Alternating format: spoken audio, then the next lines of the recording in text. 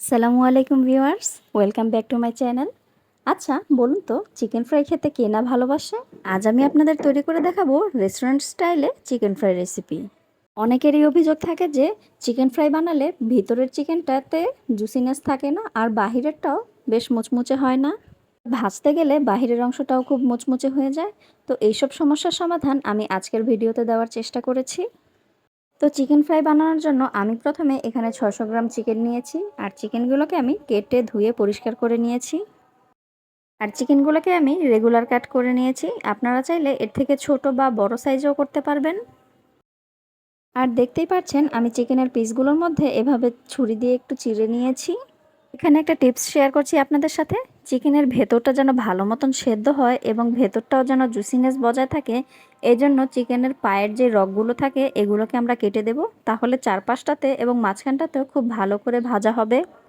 তো এখন আমি এই চিকেনের মধ্যে দিয়ে দিচ্ছি 1 টেবিল চামচের মতন আদা রসুন বাটা, 1 টেবিল চামচের মতন কালো গোলমরিচের গুঁড়া, 1 টেবিল চামচ দিয়ে দিব ভাজা জিরার গুঁড়া, দিয়ে দিব সামান্য মরিচের গুঁড়া, এটা আপনারা আপনাদের স্বাদ অনুযায়ী দিবেন। আর এরপর দিয়ে দেব 1 টেবিল চামচ সয়া সস, আর এখন দিয়ে দেব হাফ টেবিল চামচ টমেটো সস। তারপর দিয়ে দিলাম 1 টেবিল চামচের মতন লেবুর রস। তারপর দিয়ে দেব স্বাদ মতন লবণ, আর লবণটা এখানে আপনারা বুঝে শুনে দিবেন, যেহেতু এখানে সয়া সস ব্যবহার করা হয়েছে। এখন একটি বাটির মধ্যে একটি ডিম ভেঙে নিয়েছি, আর ডিমটাকে আমি একটি চামচের সাহায্যে ফেটিয়ে নেব। ফেটিয়ে নিয়ে এর থেকে অর্ধেক অংশ এখানে দেব, আর বাকিটা আমি রেখে দেব, পরে কাজে লাগতে পারে।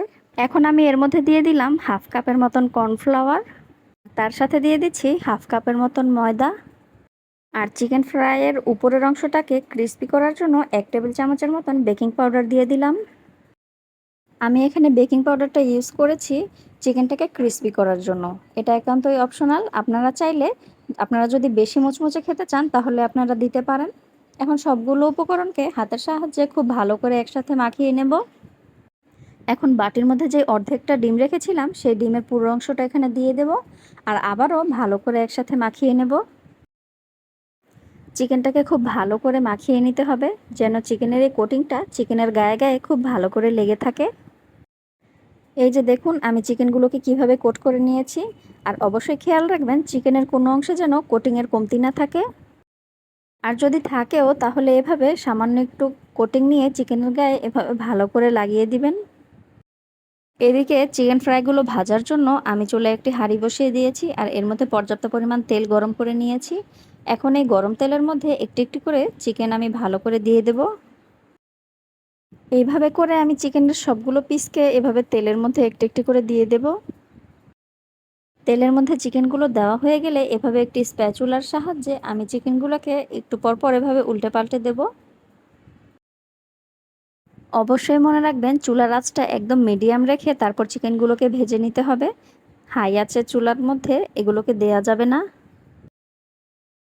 যদি চুলার আঁচ বাড়িয়ে আপনারা এগুলোকে ভাজেন তাহলে উপরটা তাড়াতাড়ি ভাজা হয়ে যাবে এবং কালার চলে আসবে, আর ভেতরটা কাঁচা কাঁচা থেকে যাবে। এর জন্য চুলার আঁচ মিডিয়াম রেখে চিকেনগুলোকে ভেজে নিতে হবে। চিকেনগুলো ভাজার সময় কিছুক্ষণ পর পর এভাবে উল্টে পাল্টে স্প্যাচুলার সাহায্যে এগুলোকে নেড়েচেড়ে দিতে হবে। চিকেন ফ্রাইয়ে যেহেতু কর্নফ্লাওয়ার ব্যবহার করা হয়েছে এজন্য চিকেনের উপরের ভাগটা খুব ক্রিস্পি হবে। আর চিকেনগুলোকে অবশ্যই হাতে একটু সময় নিয়ে সুন্দর করে ভেজে নিতে হবে।